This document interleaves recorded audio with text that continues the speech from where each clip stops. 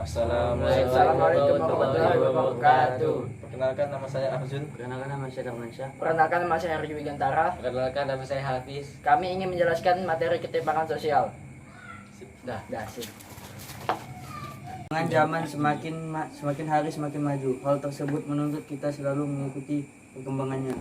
Apabila kita tidak bisa mengikuti perkembangan zaman, pastikan akan tertinggal. Kondisi seperti itu tentunya juga akan melahirkan ketimpangan. Apa saja ketimpangan sosial yang terjadi dalam kehidupan masyarakat? Marilah kita simak pembahasan pada bab ini. Ketimpangan pendidikan. Ketimpangan selanjutnya terjadi pada akses pendidikan. Hal tersebut dapat terlihat juga pada perbandingan antara yang berhasil lulus dari sekolah SMP dan SMA di pedesaan, di mana menunjukkan ketimpangan yang lebih besar. Ketimpangan di perkotaan. Hal ini menunjukkan adanya ketimpangan dalam kesempatan memperoleh pendidikan. Ketimpangan juga terlihat dari akses untuk meningkatkan kualitas sebagai pendidik antara guru di pedesaan dan di perkotaan.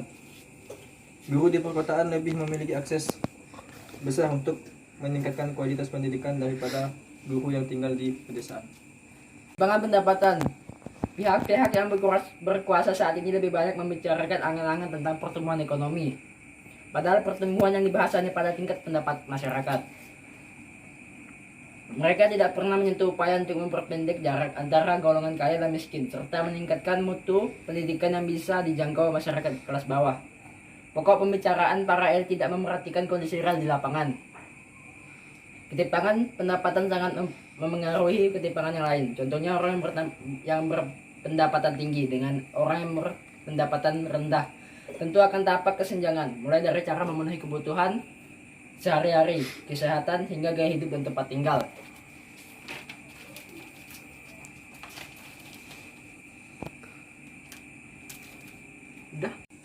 Untuk mengatasi ketimpangan gender, pemerintah Indonesia telah meratifikasi Konvensi Penghapusan Segala Bentuk Diskriminasi terhadap Perempuan pada tahun 1984 menjadi Undang-Undang Nomor 7 Tahun 1984. Hal tersebut kembali mendapat dukungan melalui sidang ke-11 Komite Penghapusan Diskriminasi Terhadap Perempuan CEDAW pada tahun 1992. Sidang tersebut melahirkan rekomendasi umum nomor 19 yang menyatakan kekerasan berbasis gender adalah suatu bentuk diskriminasi yang merupakan hambatan serius bagi kemampuan perempuan untuk menikmati hak-hak dan kebebasannya atas dasar persamaan hak dengan laki-laki. Rekomendasi ini juga secara resmi memperluas larangan atas diskriminasi berdasarkan gender dan merumuskan tindak kekerasan berbasis gender sebagai tindak kekerasan yang secara langsung ditujukan kepada perempuan karena ia berjenis kelamin perempuan atau memengaruhi perempuan secara proporsional, termasuk di dalamnya tindakan yang mengakibatkan kerugian atau penderitaan fisik, mental, dan seksual, ancaman untuk melakukan tindakan-tindakan tersebut, pemaksaan, dan bentuk-bentuk perampasan hak kebebasan lainnya. Dampak terjadinya ketimpangan sosial. Kita telah membahas ketimpangan sosial di berbagai bidang kehidupan. Lalu bagaimana dengan ketimpangan sosial bagi kehidupan masyarakat? Ketimpangan sosial merupakan masalah yang harus diatasi oleh bangsa dan negara Indonesia.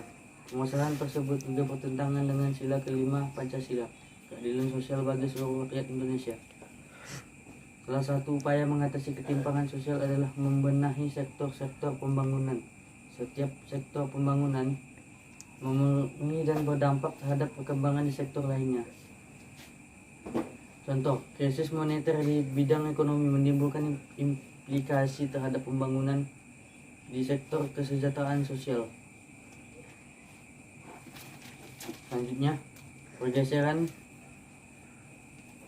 Selanjutnya, masalah-masalah sosial yang terkait dengan kesejahteraan sosial adalah sebagai berikut. 1. Kemiskinan. Pada salah satu pokok bahasan di kelas 11, kita sudah membicarakan tentang kemiskinan. Selanjutnya, kemiskinan merupakan penyebab utama terjadinya permasalahan kesejahteraan sosial lainnya seperti ketunaan sosial, kecacatan, keterlantaran, ketertinggalan, keterpencilan, dan kesehatan sosial. Semua masalah tersebut umumnya berkenaan dengan keterbatasan kemampuan untuk mengakses berbagai sumber pelayanan sosial dasar. Keterlantaran merupakan dampak dari ketimpangan sosial. Keterlantaran merupakan pengabaian atau penelantaran anak-anak dan orang lanjut usia karena berbagai sebab. Padahal setiap anak merupakan generasi penerus bangsa.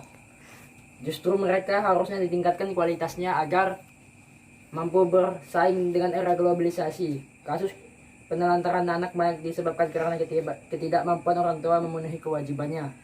Masalah keterlantaran juga menimpa orang lanjut usia. Mereka ditelantarkan karena dianggap sudah tidak produktif dan membebani